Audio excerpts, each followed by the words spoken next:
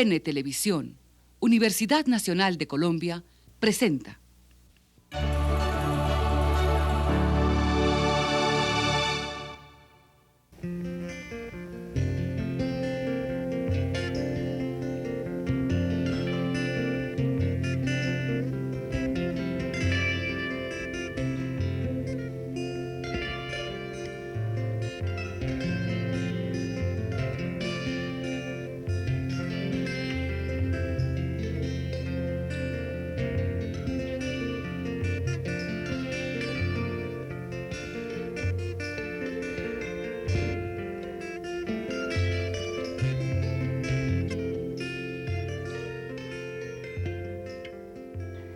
Yo primero quise ser pianista.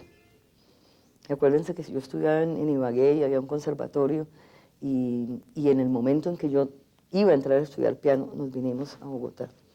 Después quise ser bailarina, entonces yo estudié ballet con Kirill Piquieris en esa etapa así preadolescente. Después quise hacer teatro.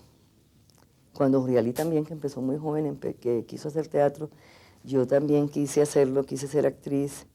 Y en ese momento mi madre, con toda su rigidez y lo que significaba en esa época, ahora todavía sigue significando para mucha gente, dijo esas frases lapidarias que ella tenía: por encima de mi cadáver. Es decir, tú no vas a ser actriz. Cuando yo llega el momento en que debo entrar a la universidad, yo inicialmente iba a estudiar arquitectura. Y yo esto lo cuento y es verdad, eso no está inventado ahora.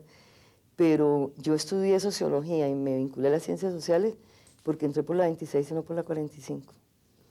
Porque yo iba para arquitectura, ¿verdad? Pero en vez de entrar por la 45, entré por la 26 y estaba en ese momento la Facultad de Sociología, que quedaba ahí, que se acaba de fundar. Estaba Paz Borda, haga cuenta, como un pastor predicando a la gente que entraba por ahí por la 26, contándole qué era la sociología, repartiendo unos folletos y unas cosas y todo, y yo lo leí. Y yo dije, bueno, de pronto es que el acercamiento a las ciencias sociales, porque también yo quería escribir, es decir, incluso en el bachillerato a mí me ponían a decir todos los discursos y a escribir todas las cosas que había que escribir cuando no había que decir algo. Entonces yo dije, bueno, de pronto esta carrera me puede acercar a la literatura. Entonces mi primera vinculación con las ciencias sociales fue pensando que me podrían servir para escribir. Terminé el bachillerato y empieza la etapa para mí, por fin, yo creo que determina el resto de mi vida, que fue la entrada a la Universidad Nacional en los años 60.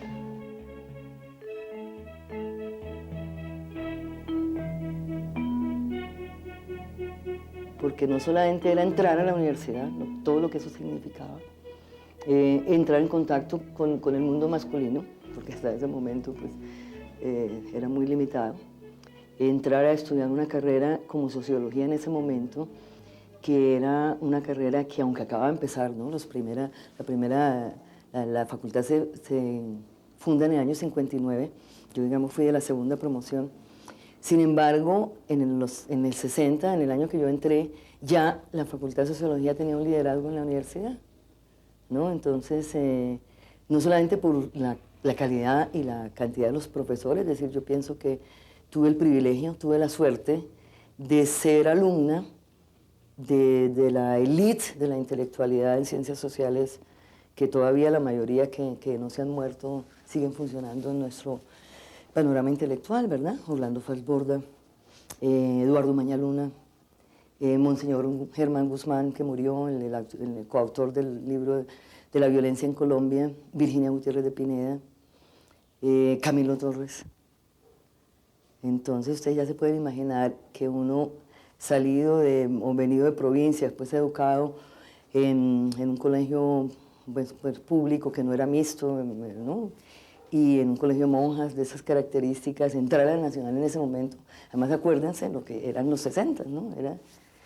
Rompíamos esas normas un poco estiradas de la universidad de la época, que el decano y el profesor debía estar por un lado y los estudiantes por otro.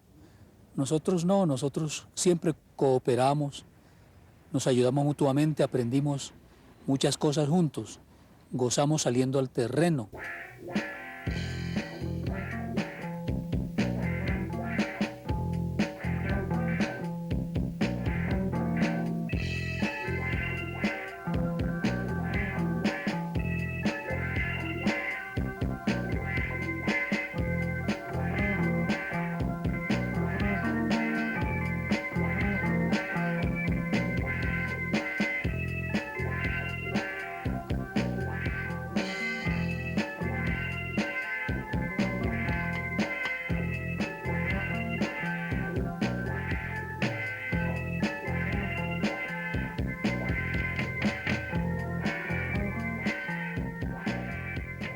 las fiestas de sociología eran acontecimientos universitarios y extrauniversitarios, tanto que adquirimos una fama muy especial de fiesteros, pero también de que contribuimos a un mejor ambiente en la Universidad Nacional. Fíjense que, sin mal no recuerdo, Gloria Triana fue una de nuestras candidatas al reinado de belleza de la Universidad Nacional, porque es que la Facultad de Sociología tuvo las reinas sucesivamente durante varios años. De tal manera que eso fue otra causa de fiestas y de envidias internas, constructivas, por supuesto. Cuando yo empecé como profesora en la Universidad Nacional, que empecé muy joven, yo empecé a enseñar a los 26 años, me acaba de graduar, yo sufría terriblemente porque, es decir, yo no dormía preparando las clases, ¿verdad? Además, en ese momento yo estaba dictando unas clases en donde en la bibliografía una cantidad de libros que yo todavía no me había leído, entonces que me los tenía que leer. Además, siempre tuve, yo no sé por qué, me tocaron unos cursos con una gente brillantísima, inteligentísima, y en esa época en la universidad, yo no sé cómo será ahora, la clase era como una batalla campal, ¿no? Es decir, los estudiantes llegaban a ver cómo rajaban al profesor, ¿no? A Gloria Triana la conozco exactamente hace 28 años y dentro de mis 16 años de estudio creo que a la única profesora que recuerdo como la maestra en mayúsculas fue a ella. Realmente quisiera decir como 3 cosas fundamentales que me han pasado con Gloria. Gloria me enseñó elementos de mi carrera, me enseñó elementos del conocimiento, pero lo más importante es que Gloria me enseñó a trabajar, o sea que continuó con la posibilidad de lo que es conocer y trabajar. Y una tercera cosa que me enseñó Gloria es que en la vida lo más importante son los afectos y entre los afectos la amistad. O sea que son 3 cosas que realmente me marcaron. Yo quiero contar algo, una anécdota que tuve con ella en 1967. Recién entrada a la universidad ya éramos militantes de izquierda como muchas de las personas de este país. Y para mí, además de una izquierda y con una línea, yo tenía una confusión total, desconocía cantidades de cosas y creo que al único profesor, no lo podía preguntar a mis compañeros de militancia porque quedaba terriblemente. No tenía profesores a quien preguntarle y recuerdo saliendo de clase, me fui muy rápido a la oficina de Gloria, que era en el primer piso de la Facultad de Sociología y con mucha pena y toda colorada le dije, Gloria, por favor dime qué son los socialistas utópicos y dime qué son los anarquistas, porque yo formaba parte de una corriente de la cual no tenía ni idea. Entonces Gloria, con mucha paciencia, me pasa una lista, una bibliografía, me explica, y todo eso digo yo porque pues da a entender como qué partes de confianza le daba Gloria a sus alumnos, que le permitía a uno no solamente conocer algo, sino ir más allá de algo que en ese momento pues no era como muy fácil de contar. Claro, yo empecé yo dije qué maravilloso sería uno dictar las clases y luego presentar una película documental sobre el tema que está trabajando en la clase. Y empecé a buscar las películas y películas colombianas documentales, digamos de esos niveles. En esa época todavía no existían Chircales y esos no existían. Entonces empecé a buscar las películas en las embajadas, ¿verdad? Por ejemplo, cuando yo dictaba sobre familia, parentesco, estructuras de parentesco, entonces me enteraba que hay las películas que Margaret Mead hizo en Samoa, por ejemplo. Entonces me conseguía una película de esas y la presentaba. Y fue muy interesante el primer semestre que yo hice experimento de clases con los estudiantes, con las películas. Lo del cine era opcional, no era obligatorio, era los sábados. Y yo me acuerdo que iba más gente el día en que había la película que muchas veces a la clase, ¿verdad? Entonces yo empecé a darme cuenta de la fuerza que tenía la imagen en ese proceso de enseñanza, de transmitir las cosas a los estudiantes. Sí, yo empecé mis trabajos con la cultura popular mucho antes de haber empezado los trabajos con la imagen. Es decir, mi trabajo con la cultura popular empezó más bien como una especie de hobby mío, ¿no? Que hacía además en los ratos libres de la actividad académica en la universidad como profesora y además casi como escondida de la universidad. En esa época, yo creo que ahora ha cambiado, pero en esa época se consideraba que que un investigador social y profesor de la universidad no podía, digamos, dedicarse a temas como que no fueran los problemas sociales fundamentales del país, ¿no? Y en los trabajos míos con la fiesta popular, con las tradiciones populares, con todo eso, eso parecía como fuera de contexto totalmente, ¿no? Entonces yo los hacía un poco clandestinamente, más bien, y sin autorización de la universidad, es decir, más bien en mis vacaciones y en esas cosas, ¿verdad? Sin embargo, por la manera o la forma como yo hice esos trabajos, es decir, yo me vinculo a esos trabajos por Totó fundamentalmente y son alrededor de mi amistad con Totó la Momposina. Entonces, Colcultura me llama para asesorar algunos de sus proyectos en las distintas regiones con cultura popular, y es cuando creamos un programa que se llamaba Noches de Colombia, que era traer todos los músicos, danzantes y trovadores de la cultura popular al Teatro Colón. Entonces, precisamente Yurupari sale de ese trabajo. Bueno, yo tuve muchas críticas de mis colegas. Bueno, yo siempre he tenido muchas críticas de mis colegas a lo largo de toda mi vida profesional, pero en ese momento me decían, pero ¿cómo es posible que va a sacar la gente de su contexto y la va a poner en un escenario? Eso está mal hecho y todo eso. Pero yo pienso que no estaba mal hecho y que eso tuvo efectos muy positivos. Pero siempre, como yo recorría las regiones en donde esas manifestaciones se daban, y lo conocía en sus contextos, yo en esa época empecé a soñar qué maravilloso fuera de venir es decir, si vamos a ver el porro, pues ¿por qué no verlo en San Pelayo? Y si vamos a ver toda la cuestión de la música de acordeón, del vallenato, ¿por qué no verlo en el festival que ya desde esa época existía? Lo mismo con la cumbia y con el Carnaval de Barranquilla y con el Carnaval del Diablo en Río Sucio y con todas esas. Yo empecé el trabajo con la fiesta solamente, ¿no? Pero después fui haciendo otros temas, ¿verdad?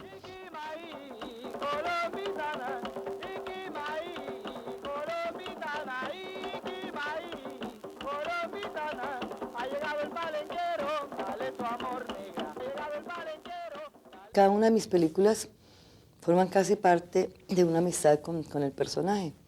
En el caso de Pedro Flores, además de ser un personaje apasionante porque es un músico, es un compositor, había sido guerrillero de la guerrilla liberal de los años 50 con Guadalupe Salcedo. Yo lo había conocido muy estrechamente durante mis trabajos. Ese es un documental que es importante por dos razones. Una, porque fue el único, bueno, el único no, pero uno de los pocos puestos en escena.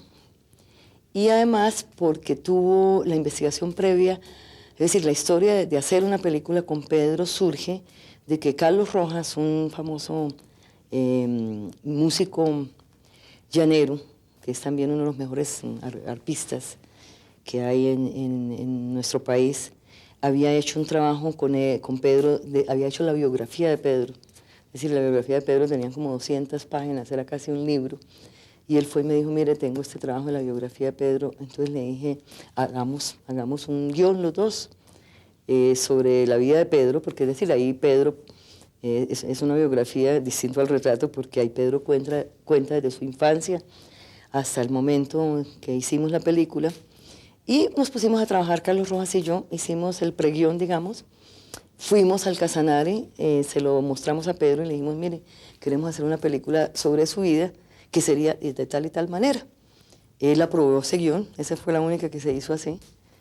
Y entonces escogimos un periodo para hacer esa película en la cual Pedro, que es un llanero pues, que trabaja en el campo y todo, es un campesino llanero, tenía que dejar de trabajar durante 12 días para hacer la película y dedicarse solamente a eso.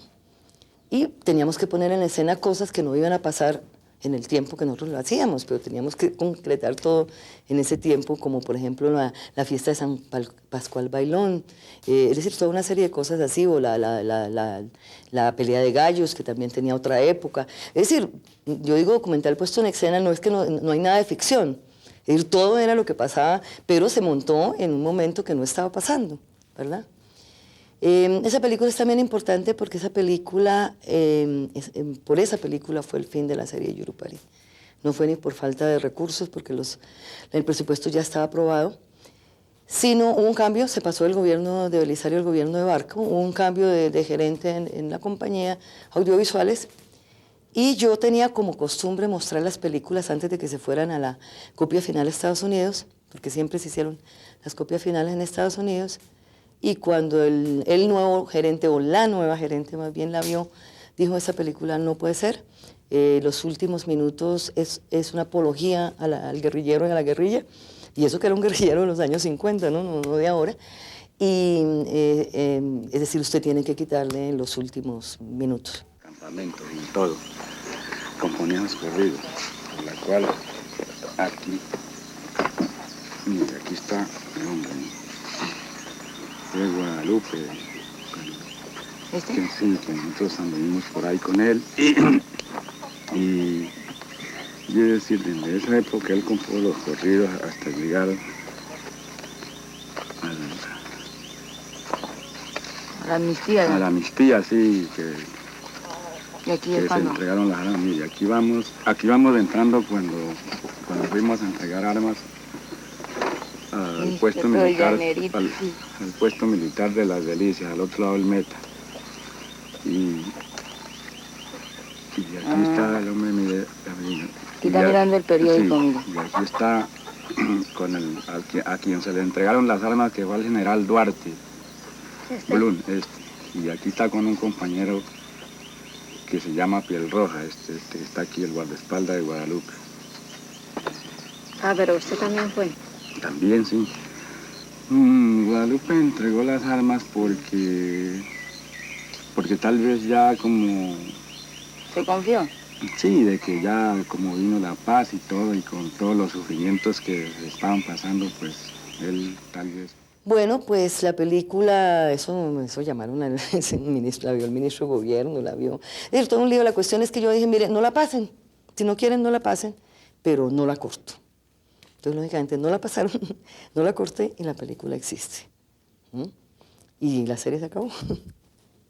La otra película que para mí es absolutamente dramática, y sí, es Una escuela, una lucha, una vida, por varias razones. Primero, esa fue la última película filmada de la serie, cuando en ese momento no sabíamos que iba a ser la última. O sea que por eso es bien extraño todo lo que pasó.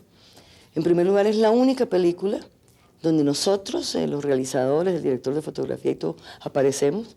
Es decir, casi como si presintiéramos que nos estábamos despidiendo.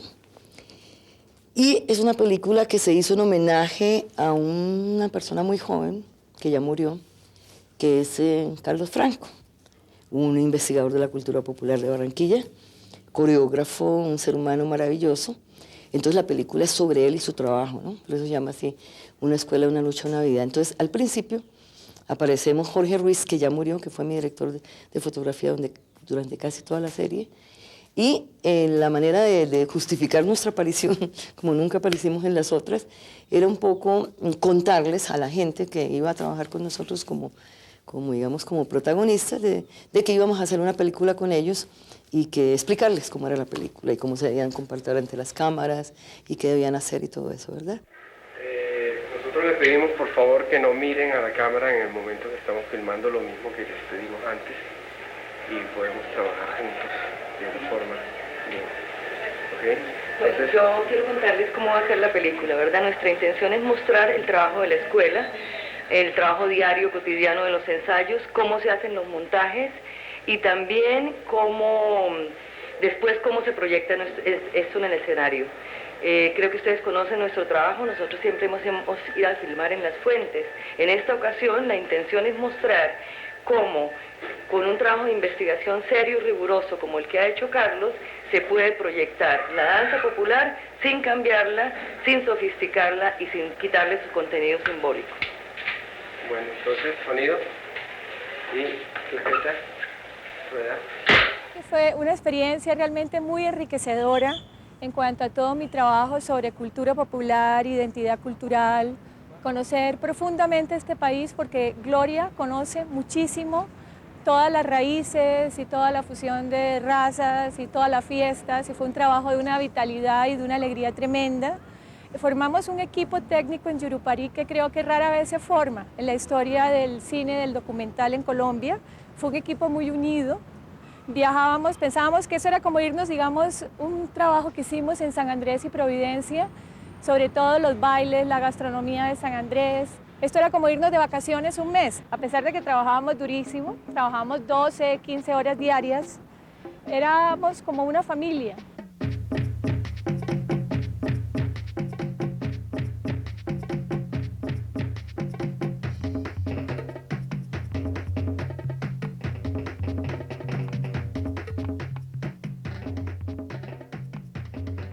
Aluna es una palabra Kogi, de los Kogi de la Sierra Nevada, que no es una palabra sino un concepto. Aluna es un espacio simbólico de la creación, es el espacio de los creadores. Aluna al mismo tiempo es la verdadera esencia de las cosas. Aluna es, por ejemplo, entre los Kogi no existe una palabra para el amor, y Aluna es el amor, es el sentimiento amoroso, o sea que es un concepto muy complejo. Y por eso Aluna, es decir, así como Yurupari fue una serie especial sobre la cultura popular, Aluna fue una serie sobre la creatividad y la creación en todas sus manifestaciones. Y es así, a diferencia de Yurupari, yo de los, digamos, 70 capítulos de la serie, dirigí yo creo que 12 en total, porque no tenía tiempo en ese momento por estar de burócrata, ¿no?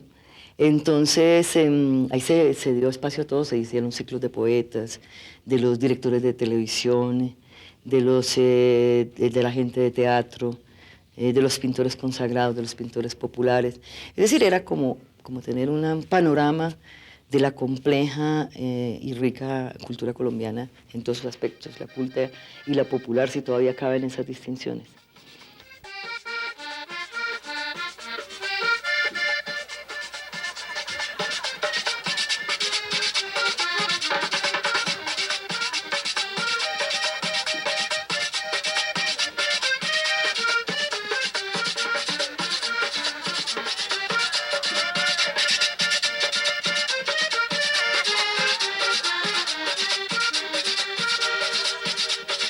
Gloria Triana era una adolescente recién llegada al ambiente universitario de la Nacional, inquieto y conflictivo, en el cual se desempeñó con una gran capacidad, porque Gloria tiene 3 condiciones que destaco a través de su vida de mujer y de su vida de profesional, y son una gran capacidad humana que se expresa en una lealtad, una capacidad para la amistad y un carisma y un dominio sobre las personalidades insensible, que no se percibe, pero que se siente. Y el otro, su capacidad de estudio, de análisis. Sus trabajos en la Amazonia o sus trabajos en los grupos PAES son maravillosos cuando los hizo para su carrera de antropóloga.